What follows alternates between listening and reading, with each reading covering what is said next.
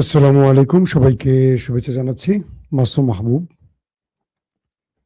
দেখছেন open the YouTube channel এবং মাসুম মাহবুব Facebook page. পৃথিবীর যে প্রান্ত থেকে যারা দেখছেন সবার জন্য শুভকামনা, ভালোবাসা। দর্শক, শুনতে এবং দেখতে পাচ্ছেন কিনা আপনারা?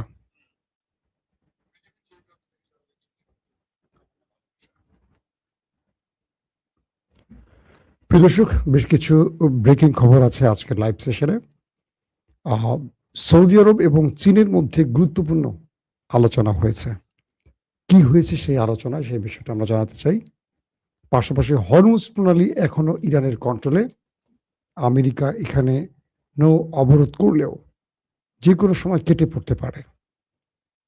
3 নম্বর গুরুত্বপূর্ণ খবর, লেবাননের 29টি গ্রামে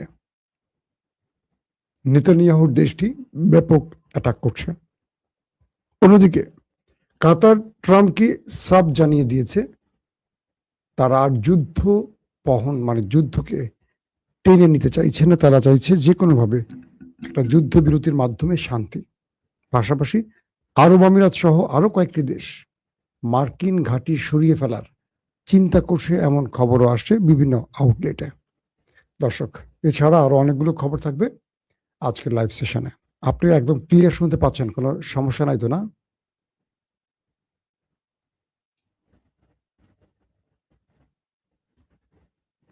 সাউন্ড কি শুনতে পাচ্ছেন সবাই? আমার তো মনে হয় শুনতে পাচ্ছেন।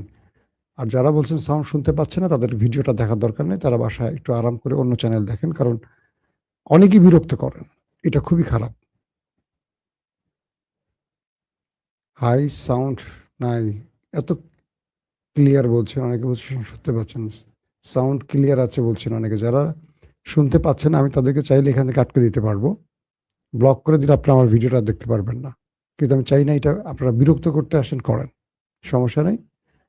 আপনাদের বিরক্ত করতে ভালো লাগে আপনারা করেন, এটা নিয়ে আর কিছু বলার নাই। দর্শক,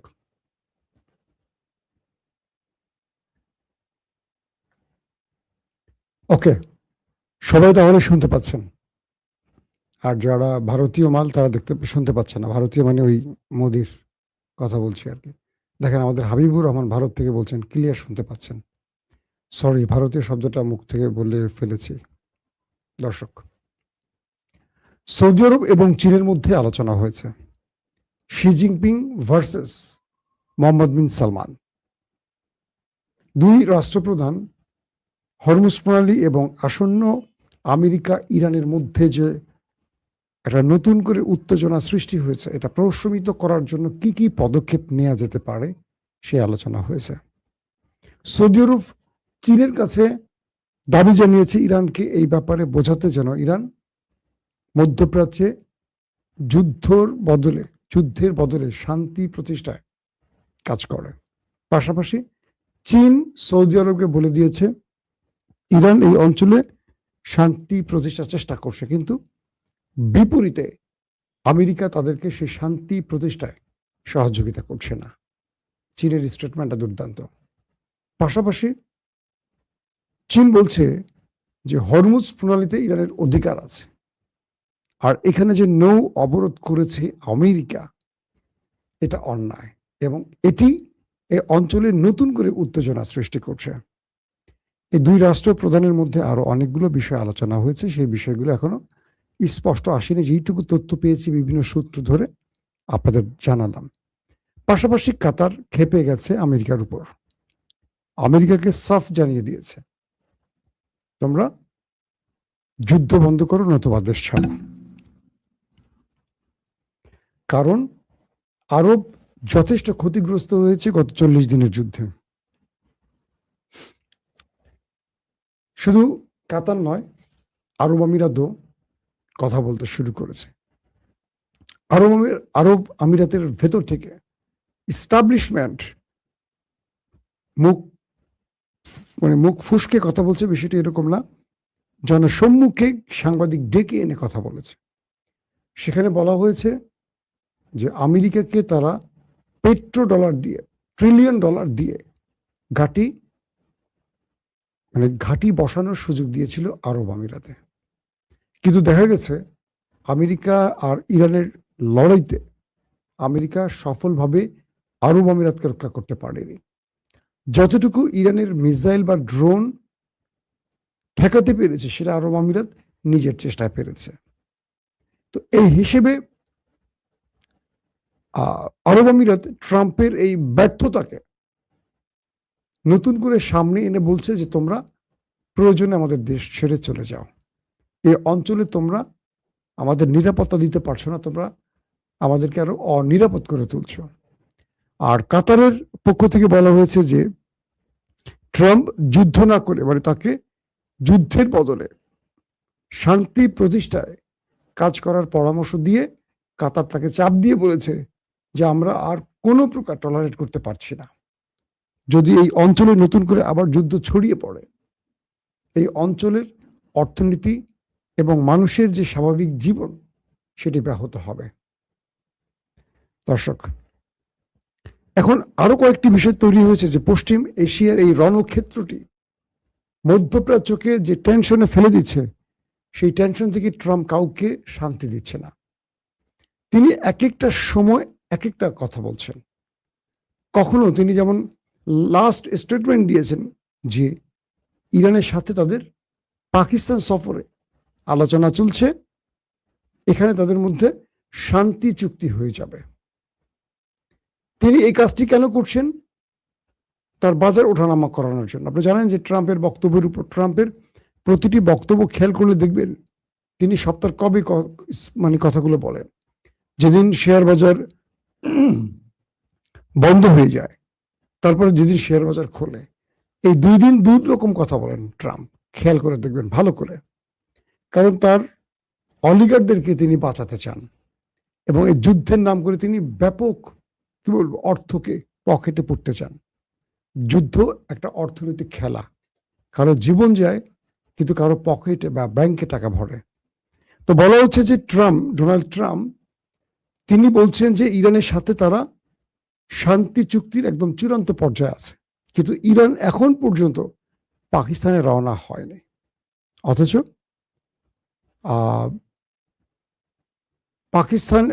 পাকিস্তানে কিন্তু আমেরিকার প্রতিনিধি দল রওনা হয়ে গেছে। ইরান বলছে ইরানের গুরুত্বপূর্ণ ডেলিগেটস যারা আসার কথা ছিলেন তারা কেউ আসবে না যতক্ষণ না হরমুজ প্রণালী থেকে আমেরিকা সরে না যাচ্ছে। এই ব্যাপারে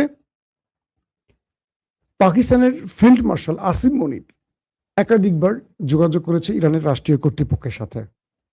তারা বলছেন, ইরান পাকিস্তানকে বলছে যতক্ষণ না ট্রাম্প হরমুজ ছেড়ে যাবে ততক্ষণ পর্যন্ত তাদের সাথে কোনো আলোচনা হবে না। ডোনাল্ড ট্রাম্পের সাথে আসিম মনির কথা বলেছেন, ট্রাম্পকে বলেছেন যে আপনি এই বিষয়টিতে ছাড় দেন, হরমুজ ছেড়ে আপনি আপাতত চলে যান, আপাতত না আপনি চলে যান, নতুবা ইরান হরমুজ প্রণালী বন্ধ রাখবে। তো ট্রাম্প মিস্টার আসিম মনিরকে আশ্বাস দিয়েছেন তিনি হরমুজ থেকে সরে যেতে পারেন, কিন্তু এটা আসিম মনির বা ইরান আস্থা রাখতে পারছে না, কারণ এই ব্যক্তি কখন কি বলে তার কোনো ঠিক ঠিকানা নেই। আমাদের শেখ হাসিনা, ওবায়দুল কাদের আর বিএনপির সালাউদ্দিন ভাইয়ের মতো। আচ্ছা, সালাউদ্দিন ভাইয়ের নামটা বলা কি আপনারা অখুশি হয়েছেন? বাংলাদেশের একমাত্র মন্ত্রী, কেউ কেউ তাকে প্রধানমন্ত্রীও ভাবে, নিজেকে হয়তো তিনি প্রধানমন্ত্রী ভাবেন, তিনি সব মন্ত্রণালয়ের দায়িত্বে আছেন এই মুহূর্তে, সব কথা তিনি একাই বলেন পার্লামেন্টে, কারণ তার মাথার উপরে আমাদের নরেন্দ্র মোদী দাদার হাত আছে। শেখ হাসিনা যেমন কাউকে তো আঁকা করতো না, সবকিছু তার কন্ট্রোলে ছিল, একদম পুরো বাংলাদেশ তার হাতের মুঠে ছিল, কারণ নরেন্দ্র মোদী দাদা তাকে খুব ভালোবাসতেন, দিদি হিসেবে তাকে জানতেন। তো বলা হচ্ছে যে আমাদের সালাউদ্দিন ভাইয়ের অবস্থাটা খুব ভালো, তিনি এখন খুব বাংলাদেশে ভালো পজিশনে আছেন, দুর্দান্ত পজিশনে আছেন, তার জন্য সবাই দোয়া করবেন। তিনি দেশের জন্য অনেক 12টা বাজানোর মতো কাজ করে যাচ্ছেন। আমরা চাই 12টা থেকে 13টা বেজে যাক বাংলাদেশের, কারণ একজন আমাকে লিখছেন জামাতের দালাল তুই। ও ভাই, একজন লিখছেন শিলং উদ্দিন, জি, যিনি জামাতের দালাল বলছেন তারেক রহমানকে বলবেন আমি জামাতের দালাল। বলবেন, পারবেন না বলতে? বললেন সালাউদ্দিন ভাই কি বললেন, তারেক রহমান পর্যন্ত তো আপনার দৌড় নাই, ওই পর্যন্ত যেতে পারবেন না, আপনি সালাউদ্দিন ভাইকে বললেন, এখন তো সবাইকে দালাল মনে হয় না, শুধু আওয়ামী লীগকে বন্ধু মনে হয়, তাই না ভাই? হুম মিস্টার, কি বলবো আপনাকে, আমি কাউকে অপমান করে কথা বলতে পছন্দ করি না, আপনাকে বললাম। এখন হাসিনাকে ভারতকে খুব বিশ্বস্ত মনে হয় আর সবাইকে দালাল মনে হয়। 15-16 বছর কাদের সাথে ছিলেন? লজ্জা লাগে না? থাক, আপনাকে আর বাঁশ দিয়ে লাভ হবে না, এমনি তো বাঁশ খেয়ে বসে আছে। দর্শক, বলা হচ্ছে যে ইরান যুদ্ধের প্রস্তুতি নিচ্ছে এই মুহূর্তে, কারণ ইরান পাকিস্তানে যাচ্ছে না আলোচনায় যতক্ষণ না ইরানের শর্তগুলো আমেরিকা মেনে না নিচ্ছে। বলছে পাকিস্তানে না, ইরান যে শর্তগুলো দিয়েছে এগুলো মেনে নিতে হবে আমেরিকাকে। তার প্রথমটা হলো হরমুজ ছাড়তে হবে আমেরিকাকে, তারপর ইরানের ডেলিগেটরা পাকিস্তানে যাবে। ট্রাম্প পড়ে গেছেন মাইনকা চিপায়, কারণ ট্রাম্প দিচ্ছে। আমি যদিও তাস খেলতে পারি না, কিন্তু প্রবাদ হিসেবে মানুষের বক্তব্য অনুসারে বলছে, ডোনাল্ড ট্রাম্প ইরানকে ট্রাম্প দিচ্ছে, ইরান দিচ্ছে ওভার ট্রাম্প, বুঝছেন? ডোনাল্ড ট্রাম্প নৌ অবরোধ করেছে হরমুজের সামনে এসে, ইরান পুরো হরমুজ বন্ধ করে দিয়েছে। ডোনাল্ড ট্রাম্প বলছে আলোচনার মাধ্যমে শান্তি আসবে, ইরান বলছে তোমার সাথে আমি আলোচনায় বসবো না, কারণ তুমি মিথ্যা কথা বলো, তুমি হরমুজ ছাড়বে, আবার তুমি লেবানন ইসরায়েলকে দিয়ে হামলা করাচ্ছ। সকালে বলো যুদ্ধবিরতি, বিকেলে তোমার ইচ্ছে মতো হামলা করো, তুমি যুদ্ধবিরতির নাম করে তুমি প্রতারণা করো। সো আগে আমার আলোচনায় তুমি রাজি হয়ে আসো, নতুবা আমি তোমার সাথে আলোচনায় বসবো না। তো এখন আসিম মুনির যে বিপদে পড়ে গেছে ট্রাম্পের কি বলবো মধ্যস্থতাকারী হিসেবে, তিনি ঠিক বুঝতে পারছেন না কি করবেন। ইরান আসিম মুনিরকে বলছে যে আপনারা চেষ্টা করছেন আমাদের জন্য, এই জন্য ধন্যবাদ, কিন্তু এমন দেশের জন্য চেষ্টা করছে যে দেশটি পেছন থেকে গুলি করে, সামনে থেকে না। তার মানে এরা বিশ্বাসঘাতক। আসিম মুনিরকে বলছে ওই দেশটির সম্পর্কে এরা বিশ্বাসঘাতক, এরা আপনাকে লজ্জা ফেলবে। এরা এর আগেও একাধিকবার আলোচনার মধ্যে ইরানে হামলা করেছে, এরা এখনো সেই সুযোগটি খুঁজছে। দেখেন চারদিক থেকে ইরানকে ঘিরে ফেলার চেষ্টা করছে। আজকে নতুন আরেকটি খবর আসছে, প্রেসিডেন্ট ডোনাল্ড ট্রাম্প আরেকটি কথা বলছেন যে